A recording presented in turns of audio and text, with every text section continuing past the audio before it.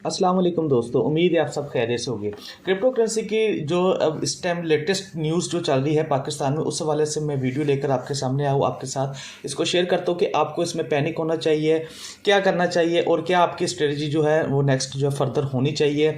इस टाइम क्या हालात है, स्टेट बैंक की क्या जो अपडेट उनकी आई है उसके बारे में वो क्या कहते हैं स्टेट बैंक की, और उसके बाद FIA और जो हमारा चैम्बर ऑफ कॉमर्स है उनकी क्या बयानात आए हैं, वो सारी मैं आपके साथ डिटेल करता हूँ। तो चलते हैं, मैं आपको स्क्रीन की जानब लेकर जाता हूँ। जो हमारे पास पहली न्यूज़ आई थी तकरीबन आज से 2 दिन पहले 22 दिसंबर को, तो वो थी FIA ने जो है वो क्रेडिट कार्ड्स और बैंक अकाउंट्स जो है वो फ्रीज़ किए थे। तो अगर मैं उसका देखूँ तो यहाँ पर कम से कम जो है 1000 से ऊपर जो है वो जो है अकाउंट्स और क्रेडिट कार्ड जो है वो सीज़ कर दिए थे। FIA ने क्यों किए थे? क्योंकि उन क्रेडिट कार्ड्स और बैंक अकाउंट्स के थ्रू जो है वो क्रिप्टो करेंसी की जो है वो ट्रेडिंग की गई थी। ट्रेडिंग किस मद में की गई थी? ट्रेडिंग का मतलब ये था कि वहाँ पर जो है बाई एंड सेल जो है वो किया गया था डायरेक्ट, क्योंकि स्टेट बैंक ने ऑलरेडी जो है इसके ऊपर एक पॉलिसी जो है वो अपने जितने भी बैंक्स हैं उनको जारी की हुई है कि कोई भी आपने किसी भी किस्म का फैसिलिटेट नहीं करना किसी भी बंदे को कि वो क्रेडिट कार्ड्स या बैंक अकाउंट्स के थ्रू जो है क्रिप्टो करेंसी के अंदर सेल एंड बाई करे।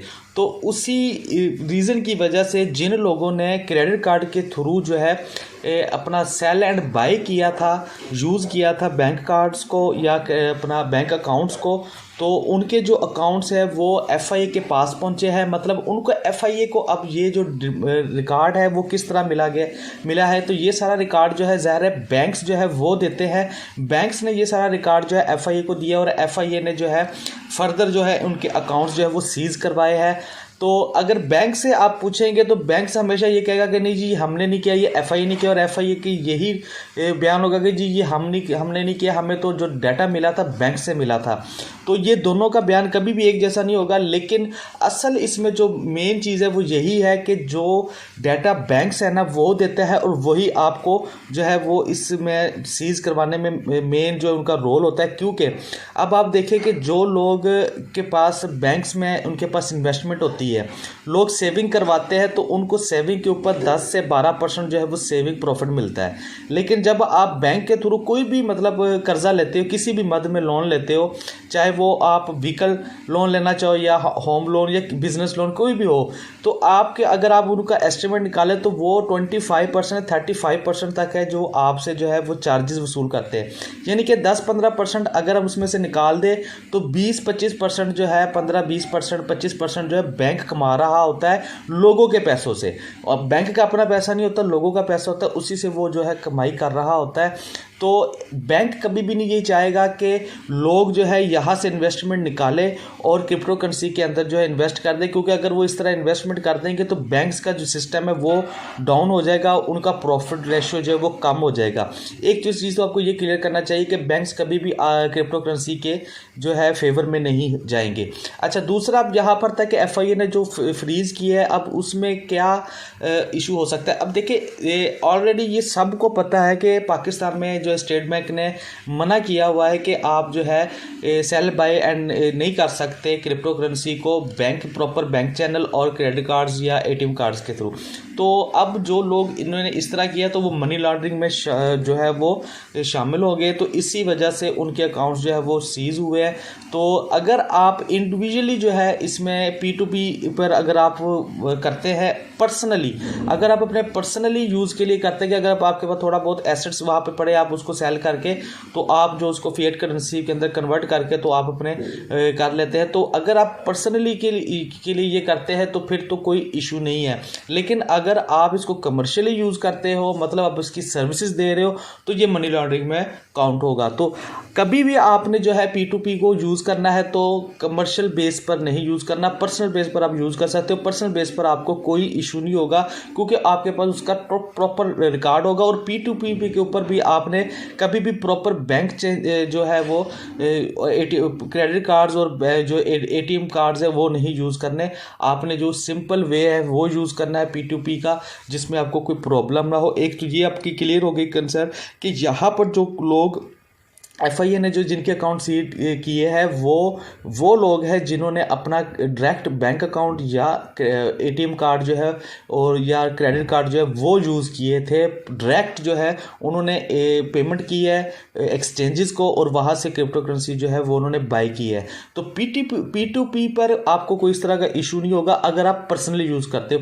P2P पर आपने सबसे जो मेन आपने ख्याल रखना है वो ये है कि आपने कमर्शियल कभी उसको यूज़ नहीं करना, मतलब आपने वहाँ पर इस तरह की सर्विसेज सेल एंड बाई की नहीं देनी। अपने पर्सनल यूज़ के लिए आप वहाँ पर ये सब कर सकते हो, उसका कोई इशू नहीं है।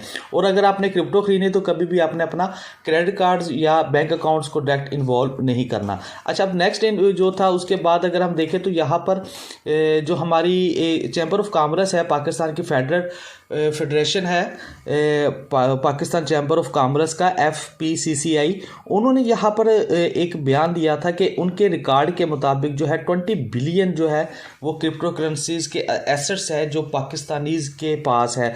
तो अब ये जो रिकॉर्ड है जो चैम्बर ऑफ कॉमर्स को मिला, ये रिकॉर्ड जो है उनको मिला है सिर्फ अपने उनके जो सोर्सेज है उनके बिहाफ पर, मतलब जो उनके पास रिकॉर्ड है उस रिकॉर्ड में जो उनके साथ रजिस्टर्ड है चैम्बर ऑफ कॉमर्स, ये उनका रिकॉर्ड है। अगर अब हम इसमें देखें दूसरी तरफ तो यहाँ पर जो इंडिविजुअल्स है जो आम पाकिस्तानी है जिनका थोड़ा बहुत एसेट्स है, उसके बाद जो हमारे ब्यूरोक्रेट्स है और जो हमारे पॉलिटिकल जो पर्सनैलिटीज़ है वो, तो आपका क्या ख्याल है कि ये लोग जो है ये बिजनेसमैन जो बड़े बड़े बिजनेसमैन हैं, तो आपका क्या ख्याल है कि इन लोगों ने कभी भी क्रिप्टो करेंसीज के अंदर इन्वेस्टमेंट नहीं, क्योंकि लाजमी की होगी, इनके जो है क्रिप्टो करेंसीज के अंदर मिलियंस ऑफ डॉलर के जो है एसेट्स जो है वो सेफ है और ये वहाँ पर जो है सब कुछ कर रहे हैं। लेकिन जो ये 20 बिलियन का जो रिकॉर्ड है ये सिर्फ वो रिकॉर्ड है जो जो अपना FPCCI के पास मौजूद है, ठीक है, जो इनके साथ इंगेज, जो इनके साथ रजिस्टर्ड, ये उनका रिकॉर्ड इनके पास मौजूद है, बाकियों का रिकॉर्ड नहीं है। तो अगर हम उनका रिकॉर्ड भी इसके अंदर सम करें तो एस्टिमेटेड हम कह सकते हैं कि तकरीबन 100 जो बिलियन है उससे ऊपर जो है पाकिस्तानी के पास इस टाइम क्रिप्टो करेंसीज के एसेट्स मौजूद है। तो एक तो ये हो गए न्यूज़ के ऊपर थोड़ा सा ब्रीफ करना था कि 20 बिलियन सिर्फ वो रिकॉर्ड है जो FPCCI के पास मौजूद है, जिनका रिकॉर्ड इनके साथ अटैचमेंट नहीं है, जिनकी इनके साथ रजिस्ट्रेशन नहीं है, उनका रिकॉर्ड का जो अगर हम वो भी ऐड करें तो हम गैस कर सकते हैं कि 100 बिलियन से ऊपर जो एसेट्स है। और आज की जो न्यूज़ आई थी, अपडेट आई थी कि जिसमें स्टेट बैंक ऑफ पाकिस्तान ने रिमार्क्स दिए हैं इसी अपना न्यूज़ के ऊपर। तो उनका ये कहना है कि स्टेट बैंक जो है वो इन्वेस्टिगेशन जो फेडरल FIA है हमारी, तो उनका ये कहना है कि FIA एप्रोप्रिएट अथॉरिटी है, इसी उसको अथॉरिटी है कि वो इस तरह की इलीगल ट्रांजैक्शंस जो है क्रिप्टो करेंसी के अंदर वो उसको इन्वेस्टिगेट करे। तो स्टेट बैंक ये कहता है कि बैंकिंग सेक्टर को ये अलाउ नहीं है, लेकिन ये FIA की उसके अंदर आता है। तो ये FIA ही जो है इसका सारा कुछ जो है इसको चेक कर सकता है।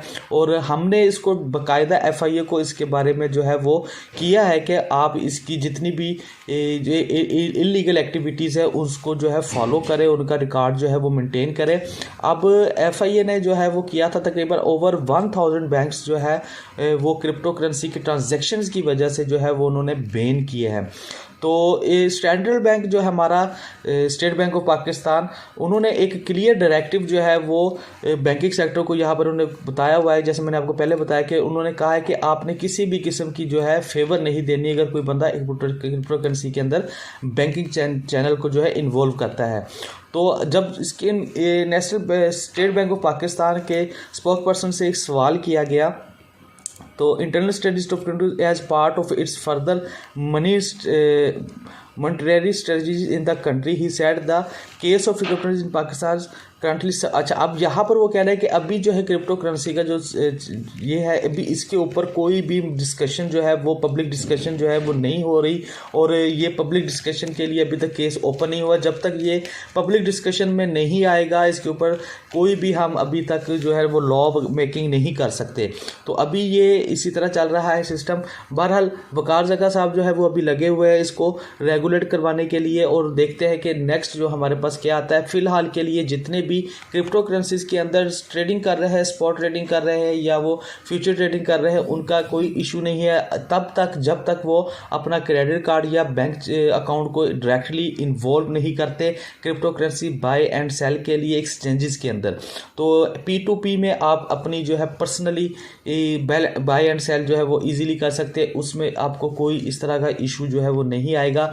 और यहाँ पर जो है वो 1064 इंडिविजुअल्स थे जिनके जो है अकाउंट जो है वो बैन किए गए और 2929 ट्रांजैक्शंस हुई थी, तो जो कि तकरीबन 51 मिलियन की ट्रांजैक्शंस बनती थी, जो एक अच्छी खासी अमाउंट है।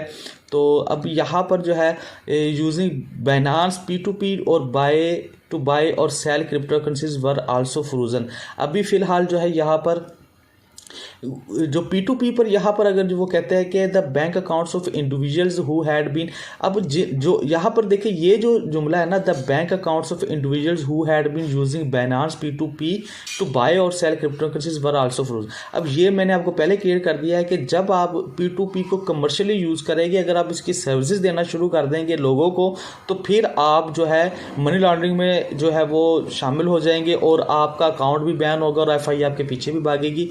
तो आपने अगर पर्सनली P2P को यूज़ करना है फिर कोई इशू नहीं है, लेकिन अगर आप उसकी सर्विसेज देना शुरू कर देंगे, एक एक्सचेंज अपने आप में बना लेंगे, तो फिर आपका भी प्रॉब्लम बनना शुरू हो जाएगा। तो उम्मीद है आपके सारे खदशात जो है वो क्लियर हुए होंगे। तो चैनल के साथ जुड़े रहिए, चैनल को सब्सक्राइब कर दे, लाइक कर दे। इंशाल्लाह नेक्स्ट वीडियो में आपसे फिर मुलाकात होगी, तब तक अपना ख्याल रखिएगा। अल्लाह हाफिज़।